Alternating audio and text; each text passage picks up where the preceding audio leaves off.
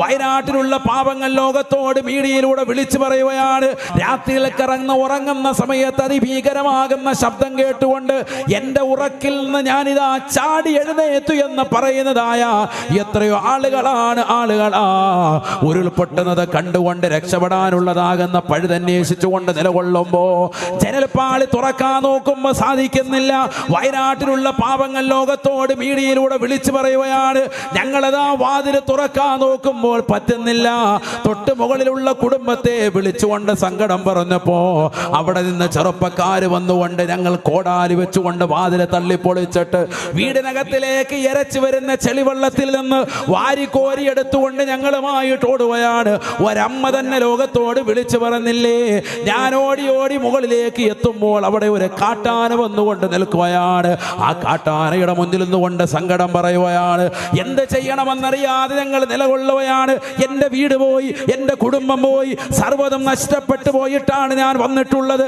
എന്നെയൊന്നും ചെയ്യരുത് എന്ന് പറഞ്ഞുകൊണ്ട് സങ്കടത്തോടുകൂടി ആ കാട്ടാനയുടെ സവിധത്തിൽ നിന്നുകൊണ്ട് നേരം വെളുപ്പിച്ചതാകുന്ന കഥ ലോകത്തോട് മുഴുവനും വിളിച്ചു പറയുമ്പോ ഒരു ബാഗ് നീട്ടിപ്പിടിച്ചിട്ട് ഒരു ചെറുപ്പക്കാരൻ പറയുകയാണ്.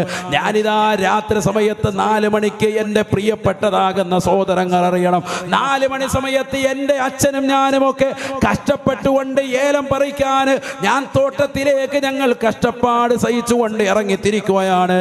നേരം വെളുക്കുന്നതിന് മുമ്പ് പരിപൂർണമായി തോട്ടത്തിൽ പോയി കഷ്ടപ്പെട്ടിട്ട് വൈകുന്നേരം വരെ അധ്വാനിച്ചുണ്ടാക്കിയ പൈസ കൊണ്ടുവന്ന് സ്വരൂപിച്ച് വെച്ചതാകുന്ന 6 ലക്ഷം രൂപ കാണാനില്ല, 50 പവൻ സ്വർണം കാണാനില്ല. ഞങ്ങൾ വല്ലാത്ത പ്രയാസത്തിലാണ്. ഇന്ന് വരെ ഒരുമിച്ച് കൂട്ടിയതാകുന്ന സർവ്വസമ്പാദ്യം നഷ്ടപ്പെട്ടു പോയി. എൻ്റെ എല്ലാ ജീവിതത്തിലുള്ളതാകുന്ന ആർഭാടങ്ങളും ഇതോടുകൂടി ഇല്ലാതായിരിക്കുകയാണ്.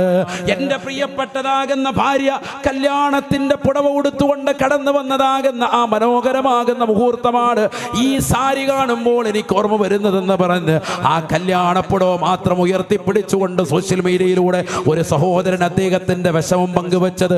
എൻ്റെ പ്രിയപ്പെട്ട മുസ്ലിമേ, പ്രിയപ്പെട്ട ഉമ്മമാരെ, നിങ്ങളുടെയൊക്കെ ഹൃദയത്തെ ഉടക്കിയില്ലേ? നബീന റസൂലുള്ളാഹി സ്വല്ലല്ലാഹു അലൈഹി വസല്ലമ തങ്ങൾ ഖുർആൻ ഓതിക്കൊണ്ട് പഠിപ്പിക്കുകയാണ്. സൂറത്തുൽ അറാഫ്. وَلَقَدْ أَخَذْنَا آلَ فِرْعَوْنَ بِالسِّنِينَ وَنَقْصٍ مِّنَ الثَّمَرَاتِ لَعَلَّهُمْ يَذَّكَّرُونَ.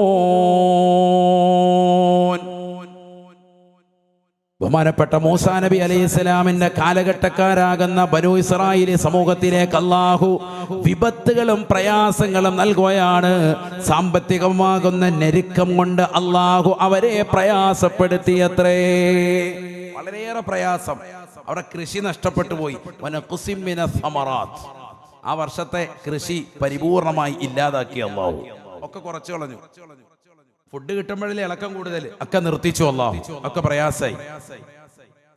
അങ്ങനെ ഉണ്ടായപ്പോ അവര് പറയാൻ തുടങ്ങി, എന്ത് ബുദ്ധിമുട്ടും പ്രയാസം വന്നപ്പോ അള്ളാഹുവിനെ പഴിചാരാൻ തുടങ്ങി. അള്ളാഹു പറയുകയാണ്, നിങ്ങൾ അങ്ങനെ പറയല്ലേ.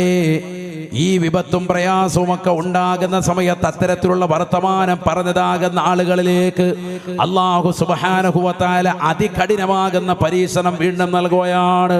ഫഅർസൽനാ അലൈഹിമുത് തൂഫാന വൽ ജറാദ വൽ ഖുമ്മല വൽ ലഫാദിയ വദ്ദമ ആയാതിൻ മുഫസ്സലാത്ത്. പലവർഗങ്ങളും തിന്നാനുള്ള ഫുഡും കുറച്ചപ്പോഴല്ലേ നിനക്കൊക്കെ ഇളക്കാം. ഇതാ പിടിച്ചോ. ഖുർആൻ പറയാൻ ഫഅർസൽനാ അലൈഹിമുത് തൂഫാന. നന്ദികേട് കാണിച്ചതാകുന്ന ഇസ്രായേലി ജനതയിലേക്ക് പിന്നീട് അല്ലാഹു ജലപ്രളയം നൽകിക്കൊണ്ട് പരീക്ഷിക്കുകയാണ്. ഭീമാകാരമാകുന്ന മലവെള്ളപ്പാച്ചിൽ അവരിലേക്ക് അല്ലാഹു നൽകി പരീക്ഷിക്കുകയാണ്. തീർന്നില്ല. വൽ ജറാദ. എവിടെ നോക്കിയാലും വെട്ടുകിളിയുടേതാകുന്ന ശല്യമാണ്. വെട്ടുകിളി കൊണ്ട് നിറയ്ക്കുക. കോടിക്കണക്കിന് വെട്ടുകിളി അങ്ങോട്ട് ഇറക്കി കൊടുത്തു. വന്നിട്ട് അങ്ങോട്ട് പെറ്റുപെരുകിയിട്ട് എന്താകാണ്, കൃഷിയൊക്കെ നശിപ്പിക്കാൻ. വെട്ടുകിളിക്ക് അങ്ങനെ ഒരു പ്രശ്നമുണ്ട്. കാണുന്നൊക്കെ അങ്ങ് നശിപ്പിക്കും. ഭക്ഷണത്തിൽ അവിടെ ഇവിടെ ഒന്നും പറ്റുന്നില്ല. ആകെ പ്രശ്നം. അവർക്ക് ആകെയുള്ള സാധനമാണ് കൃഷിയിലൂടെയാണ് ജീവിതം.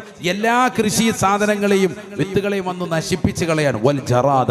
വെട്ടുകിളി അങ്ങോട്ട് വല്ലാതെ കൂട്ടിക്കൊടുത്തു. ഖുർആനാണ് ഈ പറഞ്ഞത്. അവിശ്വസിച്ചാൽ ആ സെക്കൻഡിൽ കാഫിറാവും. അല്ലാഹു നമ്മളെ കാക്കട്ടെ. റബ്ബിയോട് നന്ദികേട് കാണിച്ച അങ്ങനെയാണ്. വീണ്ടും വീണ്ടും പരീക്ഷണം നൽകും. 2018 സുനാമി കൊണ്ട് നിങ്ങളെ വലിയ വലിയ പ്രളയം കൊണ്ട് അല്ലാഹു പരീക്ഷിച്ചു. അതിനു മുമ്പ് സുനാമി നിന്ന് അല്ലാഹു പരീക്ഷിച്ചു.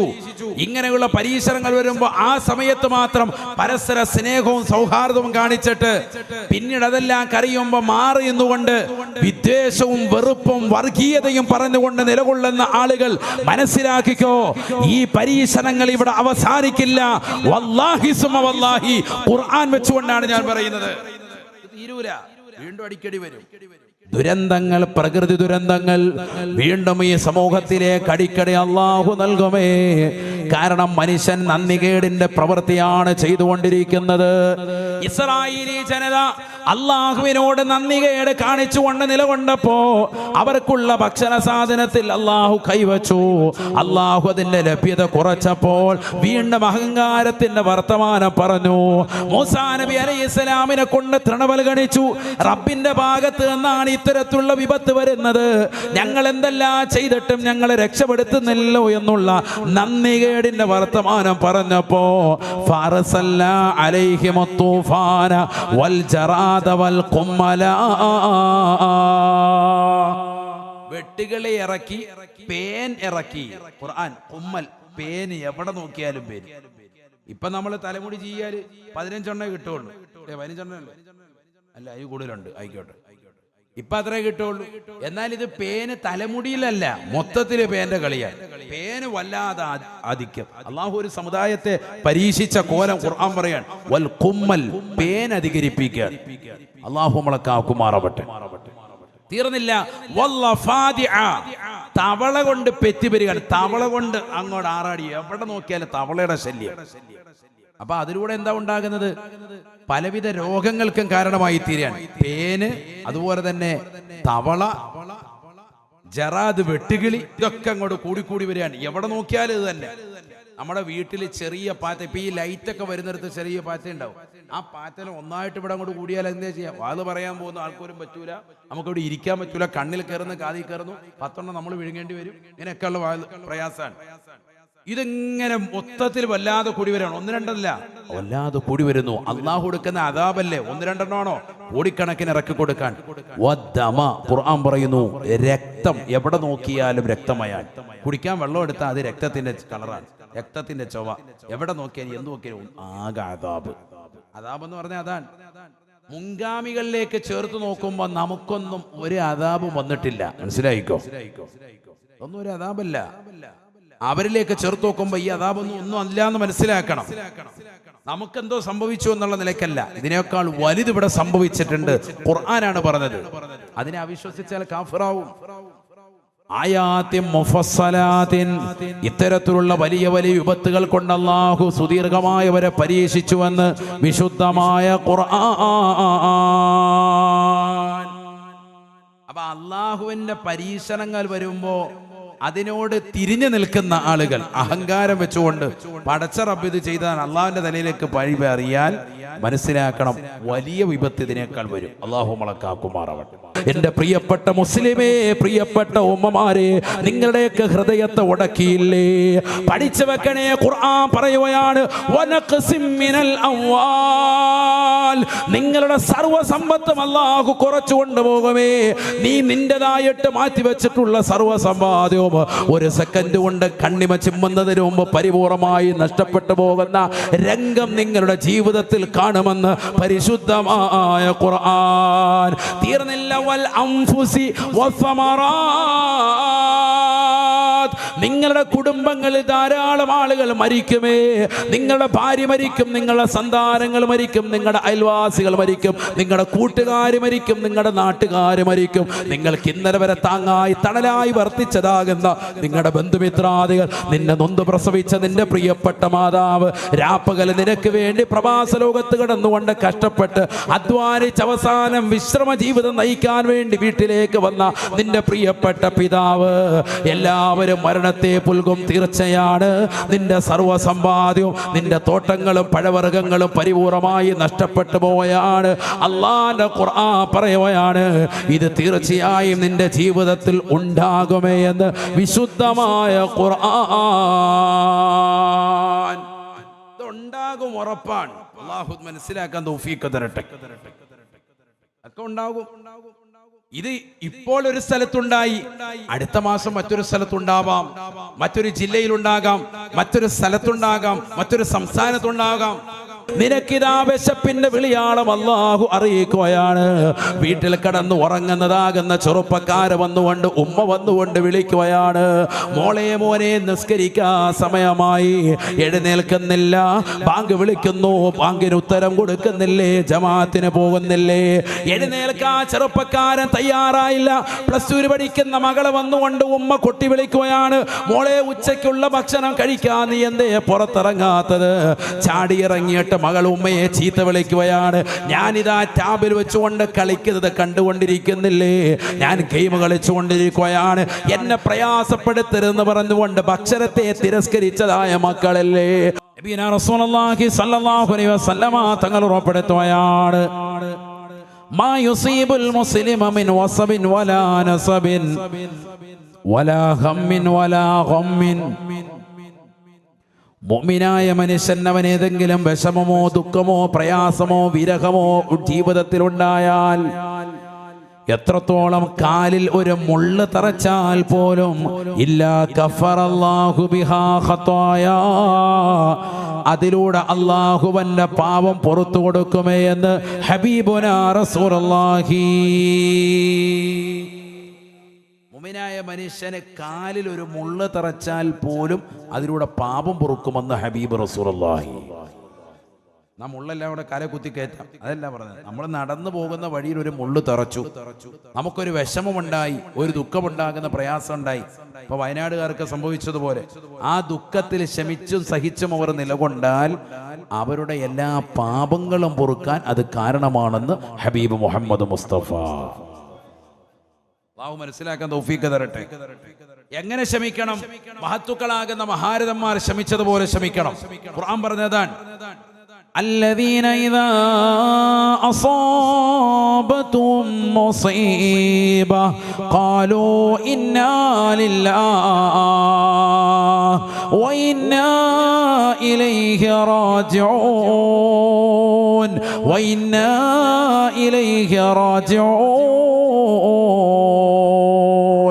മുസീബത്തും പ്രയാസങ്ങളും ഉണ്ടാകുമ്പോ, തന്റെ ഭാര്യയും തന്റെ കുടുംബങ്ങളും ബന്ധുക്കളും സർവ്വതും നഷ്ടപ്പെട്ടു പോകുമ്പോ, ജീവിതം മുഴുവനും പ്രയാസപ്പെട്ടുകൊണ്ടുണ്ടാക്കിയതാകുന്ന സമ്പാദ്യം ഒരു സെക്കൻഡിൽ കണ്ണുമുന്നിലൂടെ ഒലിച്ചു പോകുന്നതായ വേളയിൽ, മലവെള്ളപ്പാച്ചിൽ നഷ്ടപ്പെട്ടു പോകുന്നതാകുന്ന ദുരിതങ്ങൾ നിനക്ക് വരുമ്പോ, നിന്റെ നാവിലൂടെ പറയാൻ പറ്റണേ, ഇന്നാ ലില്ലാഹി വ ഇന്നാ ഇലൈഹി റാജിഊൻ. തീർച്ചയായും നാം അല്ലാഹുവിൽ നിന്നുള്ളതാണ്, അവനിലേക്ക് തന്നെയാണ് നമ്മുടെ മടക്കമെന്ന് പറയുന്നതായ ഏതൊരു വ്യക്തിയുണ്ടോ, ഏതൊരു മുഅ്മിനത്തുണ്ടോ, ഏതൊരു സഹോദരിയുണ്ടോ, അല്ലാഹുവിന്റെ ഖുർആൻ പറയുകയാണ്, ഉലൈക അലൈഹിമുസ് സ്വലവാതും മിർ റബ്ബിഹിം വറഹ്മ. അവർക്കാണ് അല്ലാഹുവിന്റെ രക്ഷയുണ്ടാവുക, അവർക്കാണ് അല്ലാഹുവിന്റെ കാരുണ്യമുണ്ടാവുക. ഉലൈക അലൈഹിമുസ് സ്വലവാതും മിർ റബ്ബിഹിം വറഹ്മ.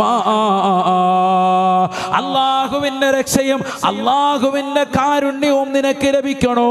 വിഷമവും ദുഃഖവും പ്രയാസവും ഉണ്ടാകുമ്പോ നാട്ടുകാരോട് പറഞ്ഞുകൊണ്ട് അപരാധി പറയരുതേ, ഒരു കാര്യവുമില്ല എന്ന് ചിന്തിക്കണേ. ബന്ധുക്കളോട്, കുടുംബങ്ങളോട്, അയൽവാസികളോട്, നാട്ടുകാരോട്, സമൂഹത്തോട്, ഇതര സമുദായത്തോട് കൈനീട്ടി യാചിച്ചിട്ട് കാര്യമില്ല. തരേണ്ടത് ജഗന്നിയന്താവാണ്, ഈ ലോകത്തിന്റെ സൃഷ്ടികർത്താവാണ്. തരേണ്ടത് അല്ലാഹുവാണ്. ലോകത്തുള്ള സർവ്വ ജീവജാലങ്ങൾക്കും ആഹാരം നൽകാൻ കഴിയുന്ന അല്ലാഹു എന്ന് പറയുന്ന ജഗന്നിയന്താവായ പരിപാലകനായ സർവേശ്വരനായ സർവാധിപതിയായ പടച്ചറബിന്റെ മുന്നിൽ നീ കൈനീട്ടി യാചിച്ചാൽ രക്ഷയാണ്, രക്ഷയാണ്. അവർക്കാണ് അല്ലാഹുവിന്റെ കാരുണ്യമുണ്ടാവുക, അല്ലാഹുവിന്റെ രക്ഷയുണ്ടാവുക. തീർന്നില്ല, ഖുർആൻ വീണ്ടും പറയുന്നു, വൗലായിക ഹുമുൽ മുഹ്തദൂൻ. വൗലായിക ഹുമുൽ മുഹ്തദൂൻ. ഹിദായത്ത് സിദ്ധിച്ചതാകുന്ന സാലിഹീങ്ങളെ നിനക്ക് കാണണോ? അത്തരത്തിൽ ക്ഷമ അവലംബിച്ചുകൊണ്ട് അള്ളാഹു എനിക്ക് നൽകിയത് അല്ല തിരിച്ചെടുത്തു എന്ന് പറയാൻ സന്നദ്ധനാകുന്ന മുസ്ലിം ഉണ്ടെങ്കിൽ അവനാണ് ഹിദായത്ത് സിദ്ധിച്ചവന്. 5 വഖ്ത് നമസ്കാരത്തിൽ ശാഫി മദ്ഹബ് അനുസരിച്ചുകൊണ്ട് നമസ്കരിക്കുന്നതായ പ്രിയപ്പെട്ട മുസ്ലിമേ, മുസ്ലിമത്തെ, എല്ലാ ഫർളിലും സുന്നത്തിലും ഫാത്തിഹ ഓതൽ നമ്മുടെ മേൽ നിർബന്ധമാണ്. അങ്ങനെ ഫാത്തിഹ ഇമാമായിരുന്നാലും മഅ്മൂമായിരുന്നാലും നിസ്കാരത്തിൽ നമ്മൾ ഓതുമ്പോ അല്ലാഹുവിന്റെ റസൂല് പഠിപ്പിച്ചിട്ടില്ലേ, അതിനൊരു ദുആ ഉണ്ട്. ഇഹ്ദിനസ് സിറാത്തൽ മുസ്തഖീം, ഇഹ്ദിനസ് സിറാത്തൽ മുസ്തഖീം, ഇഹ്ദിനസ് സിറാത്തൽ മുസ്തഖീം. പരിശുദ്ധമാക്കപ്പെട്ട സൂറത്തുൽ ഫാത്തിഹ മുഅ്മിനായ മനുഷ്യൻ ഫർള് തന്നെ കൃത്യമായി നമസ്കരിക്കുമ്പോൾ 17 റക്അത്താണ് നിസ്കരിക്കുക. ളുഹർ 4, അസ്ർ 4, മഗ്രിബ് 3, ഇശാ 4, സുബ്ഹി 2. 17 റക്അത്ത് നിസ്കരിക്കുമ്പോൾ 17 പ്രാവശ്യം നിർബന്ധമായും നീ ഫാത്തിഹ ഓതും. ഓരോ റക്അത്തിലും നീ ഓതും. 17 പ്രാവശ്യം നീ അറിയാതെ ഡെയിലി പടച്ച റബ്ബിനോട് ചോദിക്കുന്ന ഒരേ ഒരു ദുആ ആണ്, ഇഹ്ദിനസ് സിറാത്തൽ മുസ്തഖീം, എനിക്ക് ഹിദായത്ത് നൽകണേ അല്ലാ, എന്നെ ഹിദായത്തിൽ അടിയുറപ്പിച്ച് നിർത്തണേ അല്ലാ. ആരാണ് ചോദിക്കാത്തത്? ഏത് നബിയാണ് ചോദിക്കാത്തത്? ഏത് വലിയാണ് ചോദിക്കാത്തത്? ഏത് മുഅ്മിനാണ് ചോദിക്കാത്തത്? ഏത് മുഅ്മിനത്താണ് ചോദിക്കാത്തത്? അല്ലാഹുവിന്റെ ഖുർആൻ പറയുകയാണ്, അങ്ങനെ ഹിദായത്ത് ചോദിക്കുന്നതായ മുസ്ലിമേ, വഉലൈക ഹുമുൽ മുഹ്തദൂൻ.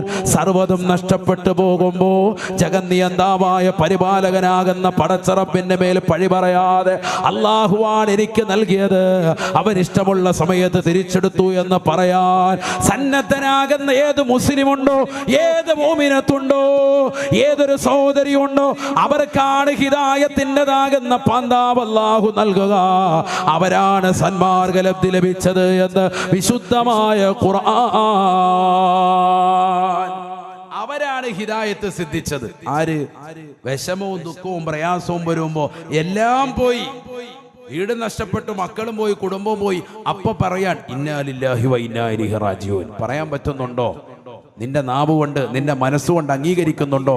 അള്ളാഹുവിനെ അംഗീകരിക്കാൻ നീ തയ്യാറാണോ? നീയാണ് ഹിദായത്ത് സിദ്ധിച്ചവൻ. ഖുർആൻ പറയാൻ അള്ളാഹു തൗഫീഖ് നൽകട്ടെ. നമ്മളെന്തെങ്കിലും ഒന്ന് പോയാൽ മതി, നമ്മുടെ 5 രൂപയുടെ വെച്ചിരുന്ന് എടി കണ്ടായിരുന്നു, അടി 5 രൂപ കിടന്ന് വേളമാണ്, ഭാര്യ തലാഖില്ല. അള്ളാഹു നമ്മളെ കാത്ത് സംരക്ഷിക്കട്ടെ.